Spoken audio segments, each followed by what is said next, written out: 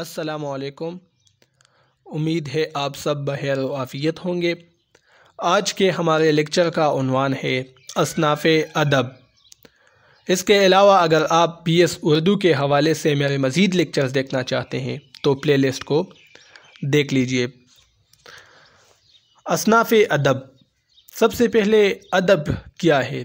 तो अदब की एक जामिया और मुख्तसर तारीफ़ ये है कि अपने ख़यालात, जज्बात और एहसासात को खूबसूरत अल्फाज का जामा पहनाना, ये अदब कहलाता है।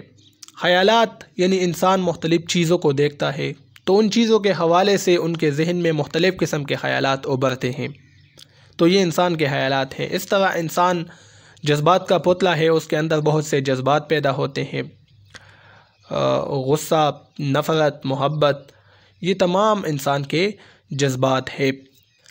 तो इन तमाम को अल्फाज का जामा पहनाना यानी खूबसूरत अल्फाज में इसको सफ़ाए किरतास की जीनत बनाना, सफ़हे पर मुंतकिल करना इन ख़यालात और इन जज्बात को, तो ये अदब कहलाता है।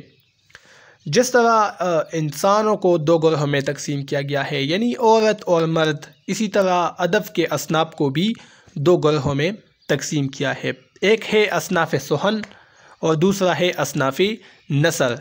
असनाफ़े सोहन, सोहन फ़ारसी ज़बान का लफ्ज़ है, इसके मानी है बात करना, गुफ्तगू, लेकिन उर्दू में हम ये शेर और शायरी के लिए मुराद लेते हैं इससे। तो असनाफ़े सोहन और असनाफ़े नसर यानी शायरी के जितने भी असनाफ़ हैं उसको असनाफ़े सोहन कहते हैं और नसर के असनाफ़ को असनाफ़े नसर कहते हैं। अब इसको भी मज़ीद पर कुछ ग्रोहों में तकसीम किया गया है। तो आज हम बात करेंगे असनाफ़े सोहन के हवाले से, यानी शेर और शायरी के जो असनाफ़ हैं, हमारा आज का मौजू यही है। तो मौजू के लिहाज से भी इसको मुख्तलिफ़ किस्मों में तकसीम किया गया है, असनाफ़े शेर को या असनाफ़े सोहन को, और हैत के लिहाज से भी, मौजू के लिहाज से भी, यानी मौजू के हवाले से इसकी किस्में कौन कौन सी है, यानी ऐसे असनाफ़ जिनका अपना एक ख़ास मौजू होता है, जिनसे हमें पता चलता है कि ये फ़लाँ सिनफ़ है।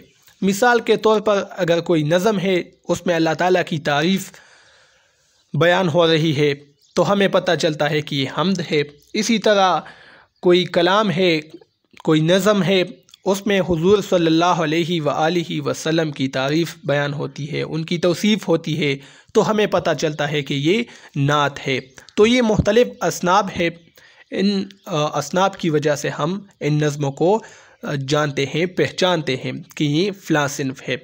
मुनाजात, जब कोई आजिज़ी और दुआइया अंदाज़ अपनाए, यानी ऐसा कलाम, ऐसी नज़म जिसमें कोई दुआ करे, तो इसको हम मुनाजात कहते हैं। तो ऐसी नज़म जिसका मौजू सहाबाए कराम रज़ियल्लाहु ताला अन्हो या औलियाए कराम उनकी सिफ़त हो, वो नज़म जिसमें सहाबाए कराम और औलियाए कराम की सिफ़त बयान हो जाए तो उसको मनक़बत कहते हैं। इसी तरह गज़ल है, गज़ल तो अलहदा एक सिनफ़ है, यानी ये वो सिनफ़ है जिसमें हर मौजू को पेश किया जाता है। पुराने ज़माने में ये सिर्फ इश्क व आशिकी के लिए मुख्तस था, लेकिन आज ज़िंदगी का हर मौजू गज़ल में पेश किया जाता है। तो मौजू के हवाले से भी ये नज़म का एक हिस्सा है। कसीदा अगर देखें तो ये वो सिनफ़ है जिसमें किसी बादशाह की तारीफ़ व तौसीफ़ मुबालहे के साथ बयान होती है। इसी तरह मरसिया है तो मरसिया वो सिनफ़ है मौजू के लिहाज से कि उसमें किसी मरे हुए शख्स, उस पर बैन की जाती है, मरहूम के सिफ़ात भी साथ साथ में बयान होते हैं। लेकिन आजकल उर्दू अदब की अगर हम बात करें तो मरसिए से मुराद करबलाई मरसिया है, यानी हज़रत इमाम हुसैन रज़ियल्लाहु ताला अन्हो और इसके साथ जो दूसरे सहाबा थे, उनके सिपाही थे, उनकी शहादत पर बैन किया जाता है मरसिए में, उर्दू मरसिए में। शहर आशूब, ये भी मौजू के हवाले से नज़म की एक किस्म है, यानी इसका भी एक ख़ास मौजू है, और वो मौजू है किसी शहर की तबाही, बर्बादी या उस शहर की बेरोज़गारी को बयान करना, तो ये शहर आशूब कहलाता है। इसी तरह वासोहत है, वासोहत इसमें जली कटी सुनाई जाती है, यानी महबूब को धमकी दी जाती है कि अगर आप राह रास्त पर ना आए तो मैं भी किसी और से दिल लगा लूँगा, आपको छोड़ दूँगा। तो इसको वासोहत कहते हैं। मीर तकी मीर इसके बानी है। इसी तरह रीख्ती, ये भी एक सिन्फ है मौजू के हवाले से। इसमें औरतों की शक्ल में औरतों के जज्बात बयान होते हैं। इसी तरह पिरुडी है, ये भी मौजू के हवाले से नज़म की एक किस्म है। यानी ये वो नज़म है जिसमें तहरीब होती है, अल्फाज को उलट दिया जाता है। मिसाल के तौर पर इब्राहिम ज़ौक़ का शेर है कि अब तो घबरा के ये कहते हैं कि मर जाएंगे, अब तो घबरा के ये कहते हैं कि मर जाएंगे, मर के भी चैन न पाया तो किधर जाएंगे। तो लफ्ज़ी उलट फेर फिर मुश्ताक अहमद यूसुफ़ी ने की है, इस शेर की पिरुडी की है कि अब तो घबरा के ये कहते हैं कि घर जाएंगे, घर में भी चैन न पाया तो किधर जाएंगे। तो इस लफ्ज़ी उलट फेर को पिरुडी कहते हैं और उर्दू में इसको तहरीब कहते हैं। इस तरह गीत है, गीत वो नज़म है जिसमें औरतों के जज्बात और एहसासात बयान होते हैं। इसमें मूसीकियत बहुत ज़्यादा होती है।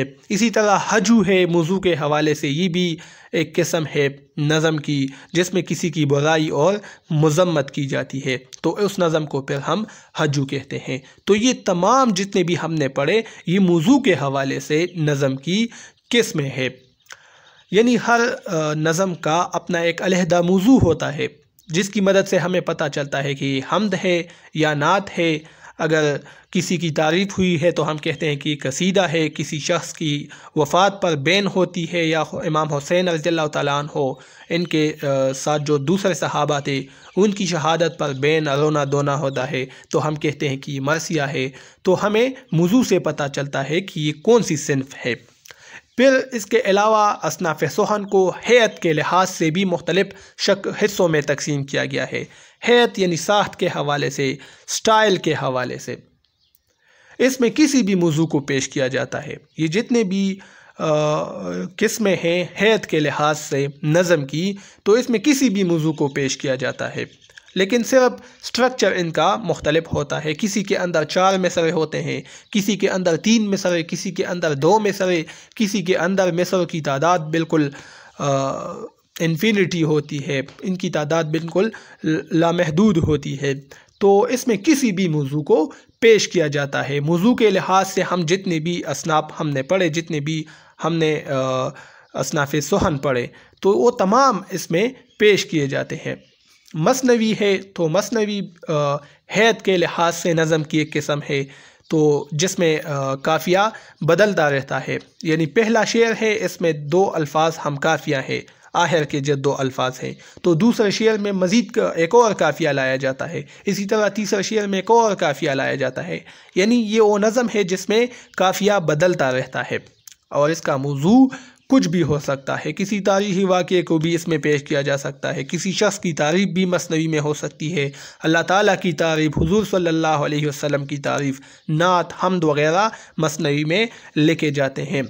इसी तरह रुबाई है तो रुबाई वो नज़म जो 4 मिसरों पर मुश्तमिल होती है। अक्सर रुबाई सूफियाना कलाम के लिए मुख्तस है कि इसमें सूफियाना जज्बात और एहसासात और ख़यालात पेश किए जाते हैं। इसी तरह क़िता है तो क़िता में भी 4 मिसरे होते हैं या 4 से ज़्यादा मिसरे होते हैं। इसमें भी जो मौजू शायर को पसंद है उसको पेश किया जा सकता है। इसी तरह मुसम्मत है, तरकीब बंद है, तरजीह बंद है, तराइलें हैं, हायको है, तो ये तमाम भी नज़म की किस्में हैं। तरकीब बंद और तरजीह बंद यानी वो नज़म जिसमें 5 मिसरे हो, वो नज़म जिसमें टीप का मिसरा हो, तो इसको हम तरकीब बंद कहते हैं।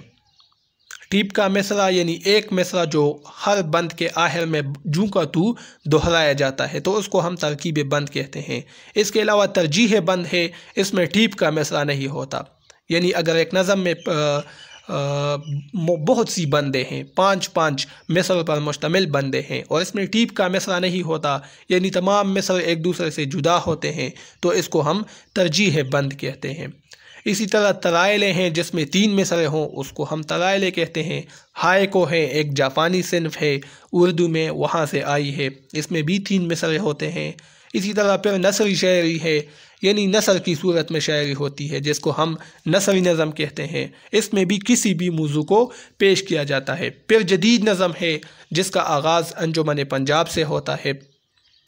फिर इसकी बहुत सी किस्में हैं। पाबंद नज़म है, यानी ये वो नज़म होती है जिसमें काफ़िया, रदीफ, बहर, वज़न इन तमाम की पाबंदी होती है, तो इसी वजह से इसको पाबंद नज़म कहते हैं। फिर आज़ाद नज़म है, जिसमें काफ़िया और रदीफ़ नहीं होता, ठीक है। फिर मुअल्ला नज़म है, इसमें दोनों मिसरे और दोनों के औज़ान बराबर होते हैं, लेकिन इसमें भी काफ़िया और रदीफ़ नहीं होता। आज़ाद नज़म में काफ़िया और रदीफ़ भी नहीं होता और इसी के साथ साथ इसके मिसरे भी आपस में बराबर नहीं होते, जबकि मुअल्ला नज़म में काफ़िया रदीफ़ नहीं होता लेकिन मिसरे आपस में बराबर होते हैं। इसी तरह फिर सानेट है, ये भी अंग्रेज़ी से उर्दू में आई हैं। ये वो नज़म है जिसमें 14 मिसरे हों। आजकल ये सिन्फ नाफेद है नज़म की। तो ये एक मजमूई जायज़ा था, एक मुख्तसर जायज़ा हमने असनाफ़ सुहन का लिया। उम्मीद है कुछ ना कुछ समझ आप लोगों को आ चुकी होगी इस हवाले से।